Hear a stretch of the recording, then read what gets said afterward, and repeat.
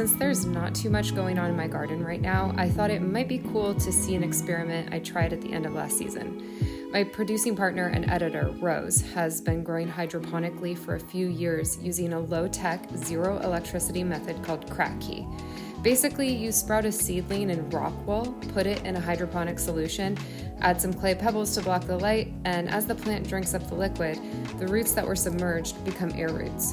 This should take it through its entire life cycle without needing pumps or air stones. Let's take a look at Rose's plants.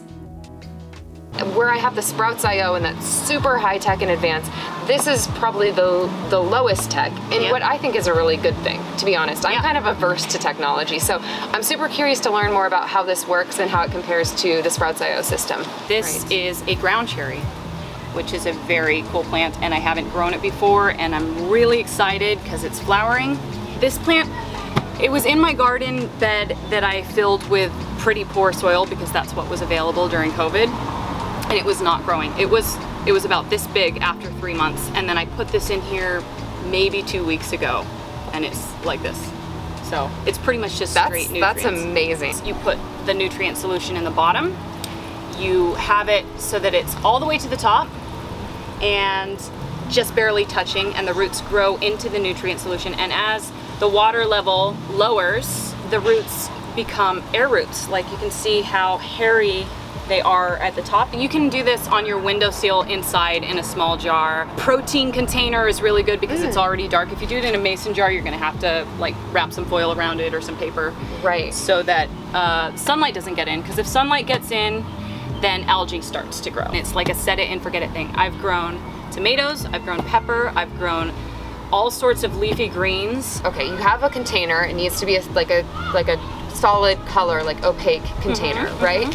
And that is where the water and the nutrients go. Then you have one of these that sits on top of it, depending on the size of your container, and that's holding the plant's roots and also these little balls. It blocks the sunlight from going down into these holes. Right. And it's just very, very lightweight, so it doesn't hurt the plant. Like these are puffed clay. They're really light. You surround it with that, you put it into the container once you've got your water and your nutrients, correct? That's it, right? Get a really simple pH test kit. It's about $10. I bought mine off of Amazon. And then you just test the pH, and if it's outside of that realm, you just add a little bit of the pH up or down. I don't think it's bad for you to eat a plant that's been fertilized with chemical fertilizers. It's been done forever. We've all been eating this stuff, and that's not as concerning to me. So, but what I do love is that this is so low maintenance. So low maintenance. Like, so do you ever refill it? Once it starts getting to the bottom, you have to start refilling it. I would say don't go more than 50%, because that's what happened on this plant. We filled it up higher because we wanted it to be more low maintenance when it was almost at the bottom. And then it's, all the little leaf tips died off, but it recovered. So I think that's just because we filled it too high. They were air roots at that point. So it's all trial and error, which I've said many times to you guys here, is that, we're just trying to make stuff happen. To me, when I see these plants, I think they look like they're thriving, they look healthy. Yes, if I look up close, I can see a little bit of brown stuff.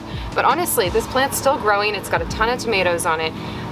It's just not the sort of thing that I would get super worried or upset with myself about.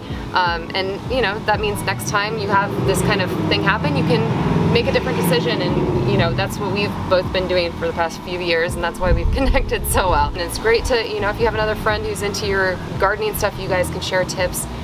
That's what it's all about right now. So anyway, I think this is cool, and we can link to sources for this equipment so that people can try them. And I'm really curious to see if anybody else has great success, because this will be my first experiment with it. I've been very happy with Kratky, and it works for cannabis as well. Literally just set it in here, of course in a legal area, not in the front yard here, and then just forgot about it, and it grew and budded just fine. Awesome. Yeah. I mean, that's a pretty cool experiment to do. Now that it's legal here in California, so definitely don't do it if it's not legal in your state. But it's definitely, I would say for me, living in California, cannabis has been a super fun crop to grow. It's very responsive. And now I need to stand up because I have no blood flow in my ankles. Me too. This was from last year, and the dogs attacked it. And so it was just one sad little stick, and it was not growing. I put it in the Kratky, and it exploded into this big bush. All of these beds are organic, and this was in, the nutrient solution. So I had to rinsed through the roots, and then I put it in here, and I thought it was dead for a while. It like really looked wilted, but I just kept it there, and within like a week or two, it came back to life, and now it's like healthily producing. It's got a lot of peppers. This is cool because this one started in the soil, went into the Kratky, and then came back in the soil. Yep. So, guys, this is what I'm talking about. You can experiment, you can try things, and at the end of the day, it's a plant. It's just a plant. And, we do get attached to them, but you can always grow more. Rose is gonna set me up with my own little Kratky setup so I can do a side-by-side.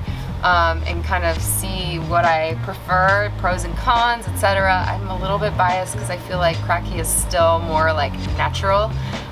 It uses the sun. That's the one difference, is that you can control the light with the Sprouts.io. But it will be really interesting to finally experiment after hearing so much from you about it.